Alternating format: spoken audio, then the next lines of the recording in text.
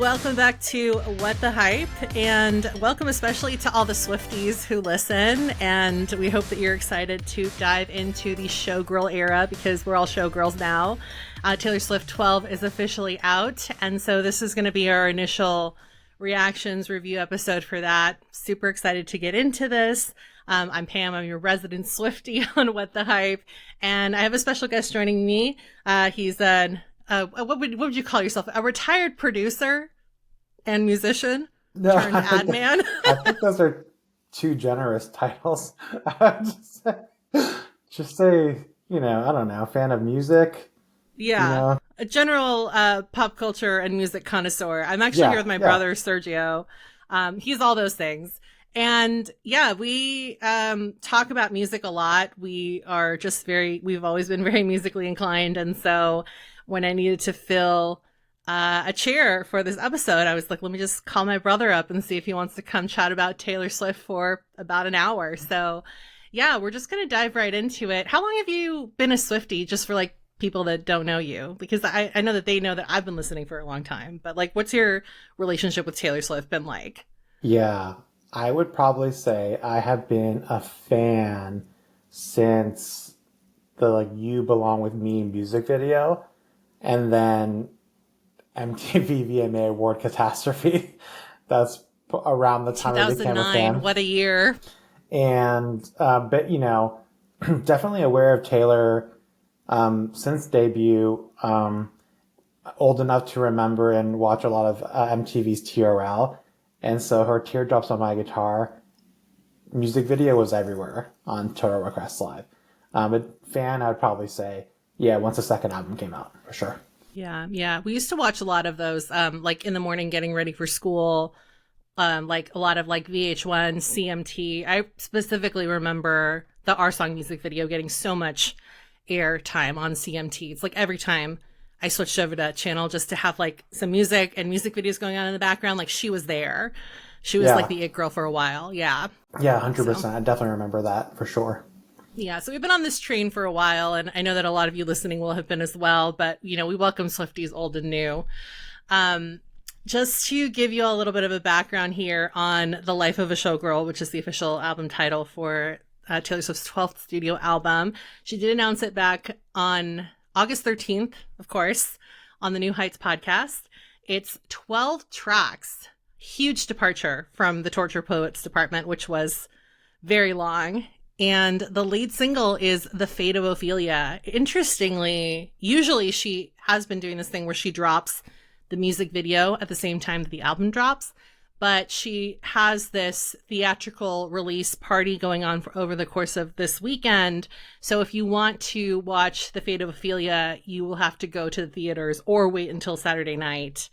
We're recording on Friday, but it'll officially drop on YouTube on Saturday night. So that's that. And probably the biggest news to come out of this announcement was that she was reteaming with Max Martin and Shelback for this album. So I think that this is a really good place to start. Max Martin and Shelback, iconic Swedish prolific producers. Were you excited when she announced that she had exclusively worked with them on this album? Because she hasn't since '89 and Reputation. Like, that was the last time. Yeah, I was definitely excited, but I think I was more intrigued because I can't personally remember the last time they executive produced an entire album. It might be a lot sooner than I personally remember, but I just don't know what artist that would be. I'm sure like Wikipedia could tell us like how recent I believe it was. I know they worked on Ariana's Eternal Sunshine. Yeah, and what's so hard also is sometimes they will work on several tracks on an album, like for like Red or 1989 for Taylor Swift. But yeah, I don't personally remember the last time I've done a full album, and it might be really recent. But I think that's what I was most intrigued about. Truly they can work with whomever they want to, and obviously they're good friends with Taylor, and they've worked with her before. But to decide to take on a full album is interesting. So yes, I was excited because their work together is iconic. Their work, separate from Taylor, is I don't even, iconic is not even like a strong enough word. But I was most intrigued about why they chose this project to do a full album. So yeah, that's kind of my long answer long, if you will. Yeah, no, that's a really good point because yes, they did, they had their hands in the pie for 89 and Reputation. And even before then, their first team up was actually on Red's I Knew You Were Trouble. But you're right, neither of those two aforementioned albums were fully produced by Martin and Shellback. She worked with quite a few producers on there, including Jack Antonoff and also I think Ryan Tedder produced a song on 89 as well. So like the 1989 album, that like 80s synth pop sound that really kind of took the world by storm and really catapulted her into a new stratosphere of fame, is in part thanks to Max Martin and Shellback, but not exclusively thanks to them. I think that they, and rightly so, get a lot of credit for what they did produce on that album, but Taylor was already hoping to go towards that sound. So a lot of that does come from her as well. Like she really has like a vision and an ear for what she wants her albums to sound like tonally. But yeah, I think that like, speaking of that, something that I've heard from a lot of people today on October 3rd, which is the day the album was released, was that they were shocked that Showgirl was such a departure in sound from 1989 and Reputation. Was that something that shocked you? Because it didn't really shock me. No, it didn't shock me at all, and I think it's partially because kind of piggybacking off your comments around 1989 and kind of the synth pop of it all, and kind of like tapping into the 80s. That was definitely the trend around that time. There are so many countless bands who are using that exact sounds, and the ones that I can think of off the top of my head were the 1975, who were just really breaking out of the scene at that point. Bleachers for sure had really tapped into that, which obviously Jack produced the album. Churches, Carly Rae Jepsen, Rae Jepsen, a little bit later sure. on. And so, no, I think that I don't know if it's necessarily a push from Taylor herself, but definitely from Martin and Shelback. They're either ahead of the trend or they're on trend, but they're never behind the times. They're always like the tastemakers. And so no, it was never going to sound like 89 or Reputation, in my opinion. And I'm glad it didn't.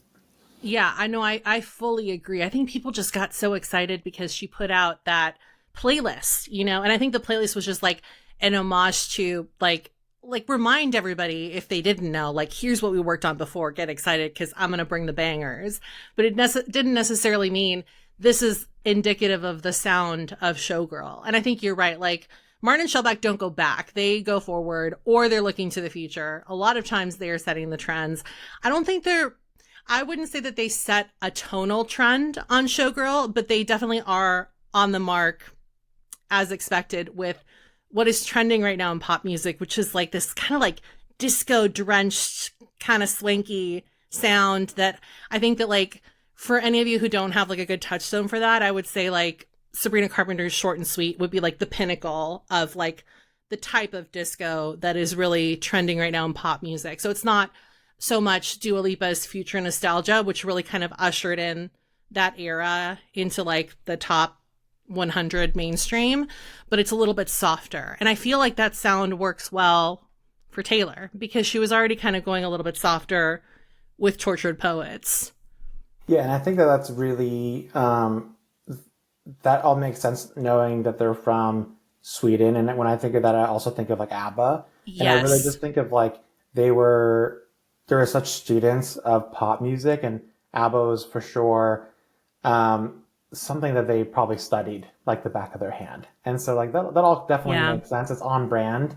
And, even when their music sounds either like what is about to be on trend or even future thinking, it is always rooted in that music history. They're always like, they're always really great about making certain things fresh again. I think that's why it always feels like it's something new, because they can, much like a music sample or interpolation, they're just like interpolating what the greats did before them, and it always sounds new and fun, to me at least. Yeah. If they've announced any like specific intentional interpolations. I have not heard of them. The only one that she has confirmed is that she sampled George Michael's Father Figure for Father Figure. But there is a lot, to your point. Like you can tell that they're kind of pulling inspiration from. Wood right away, as soon as I heard it, I texted you. I was like, when you get to this, let me know if you're also getting Jackson 5, I Want You Back vibes. And I thought that was like kind of really cool because I don't think I ever thought that Taylor would like veer anywhere near towards like Motown. And it's not really quite Motown, but it's like as close as she's ever gotten. But I think that it's fun. I think it's cool. No, I totally agree. And to be honest, it's so hard because, I was telling you right before we hopped on this call that I have only listened to the album once so far. And so I didn't bring notes or homework, but I actually heard a few different, in my opinion, like few different callbacks to older melodies that Taylor has used before, or potentially interpolations from other songs that I can't quite put my finger on. I think if you gave me like a few days or a week, I would be able to tell you what sounds like it was interpolated, but I don't have that today yet. But I definitely think that I don't know how much of that is Max Martin and Johann Shelback or is Taylor Swift. I kind of want to say it's them two because there's very little times I could point to Taylor where she is using a melody that sounds like so familiar to me. They always sound so fresh. Yeah, or she has done it. Before. She does it intentionally in the sense that she wants you to recognize that like two moments are linked together. So like she did it for the 89 bonus track. She did it for Out of the Woods and oh my God, it just escaped me. You know which one I'm talking about, right? I think so. I definitely know that she's done it before, and you're totally right. Yeah. What is it? I think about jumping off of very tall somethings to see it come running. Oh, yeah. No, I that's escaping me right now. I don't remember. Yeah. No, I can think of everything but the but the name of the song. Is it over now? Yeah. So she like deliberately sampled herself for that so that we would know that those two like moments were intrinsically linked. Yeah, and it's escaping me. I cannot for the life of me remember. It's probably better I don't mention it because I can't remember, but there's one song in this album that it feels like she's calling back to an older song. Was it Wish List and Glitch?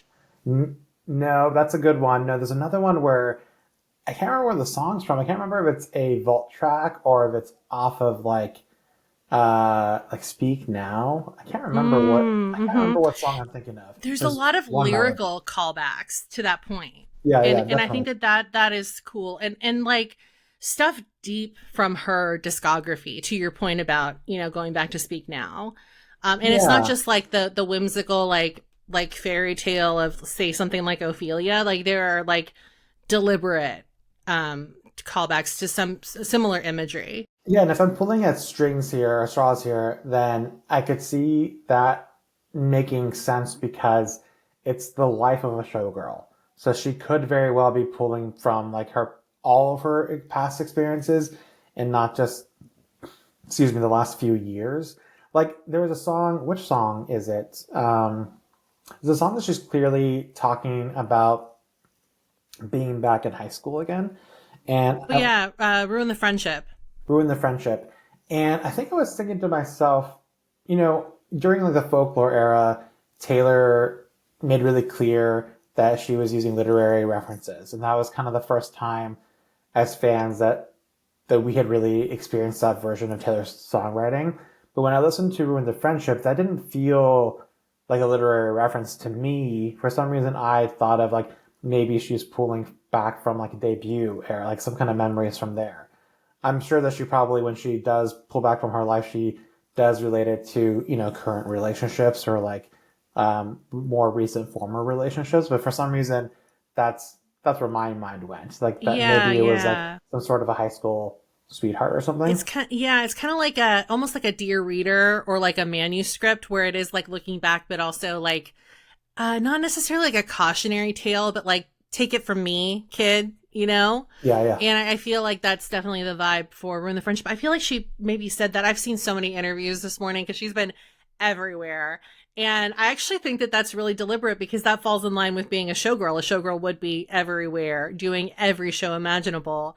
But it's been really fun because that's something that we haven't gotten over the course of the last like two rollouts, maybe. You know, she's been very deliberate and picky about who she sits down for interviews with. So it's kind of cool to see her do the entire press round this time around again. Yeah, it definitely feels like a treat because I know that it's, you know, as a fan, you feel like you kind of want to cherish these moments because they're going to be fleeting, and then it very well could be another year or two before she decides to do a bunch of interviews again, basically. Yeah, yeah. Well, since we're talking about like marketing, there is something that I wanted to ask you because reviews online are kind of mixed right now in like terms of like how fans feel. But I would also caution people to take that with a grain of salt because a lot of times what happens with Taylor and especially post Folklore and Evermore is that you will see a lot of people get online and they'll say, "Oh, like I didn't like this album because it wasn't like the Pandemic Twins." And that's because that was like for a lot of people was their introduction to Taylor Swift. They weren't paying attention to her until she put out something completely different. So they don't really know her game, which is just to kind of like float around and constantly reinvent.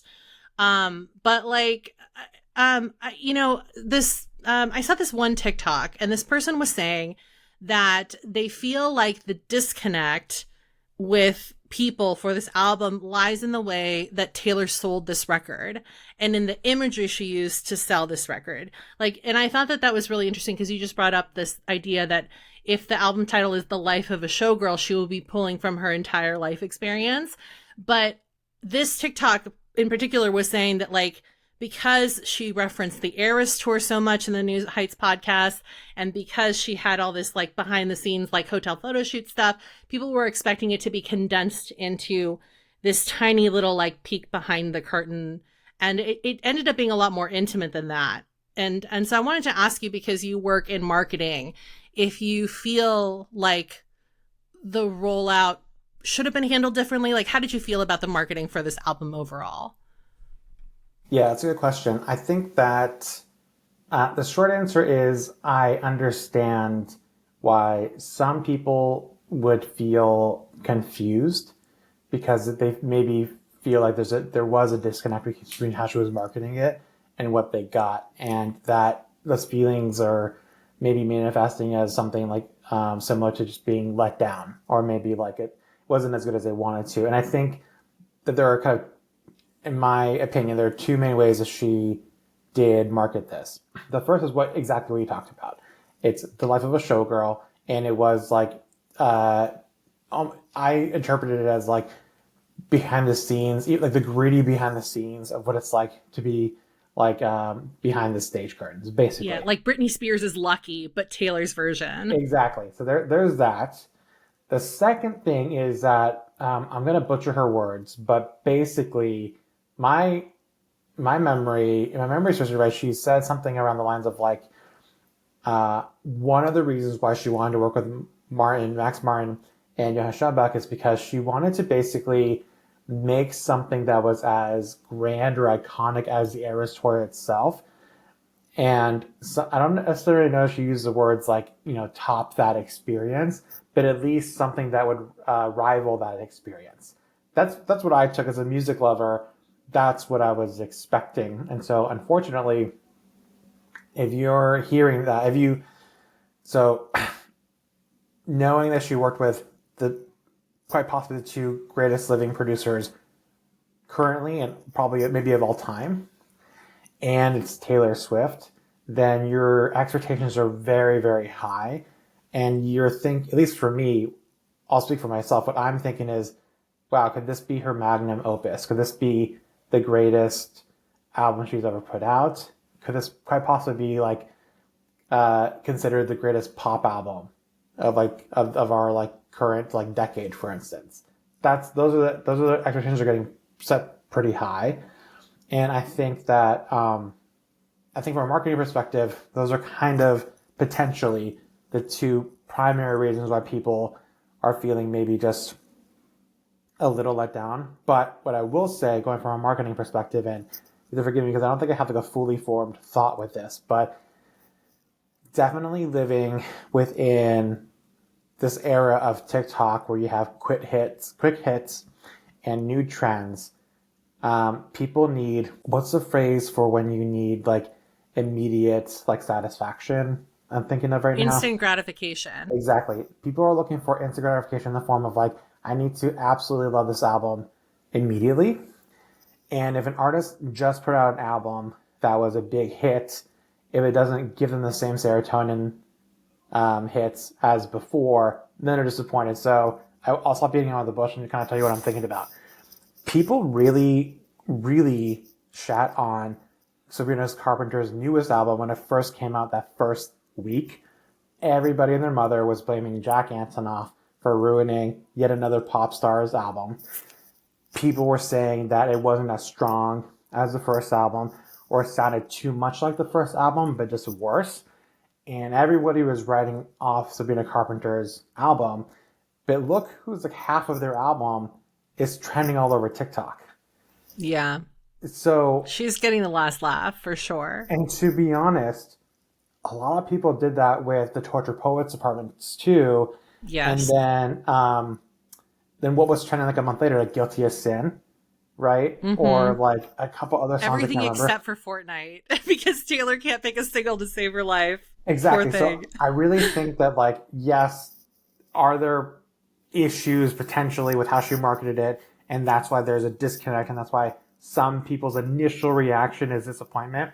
Yes, but I always kind of like side-eye everybody who's the loudest, because they can't even give it an entire week of listening to the album without making an informed decision.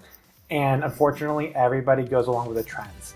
So the tastemakers will be the ones to decide what Taylor's next single is, just like they did for Cruel Summer years later. And then every single person and their mother is going to be singing that song. I kind of guarantee it. If I'm wrong, I'm wrong. But that just feels like, isn't that the trend nowadays? Yeah.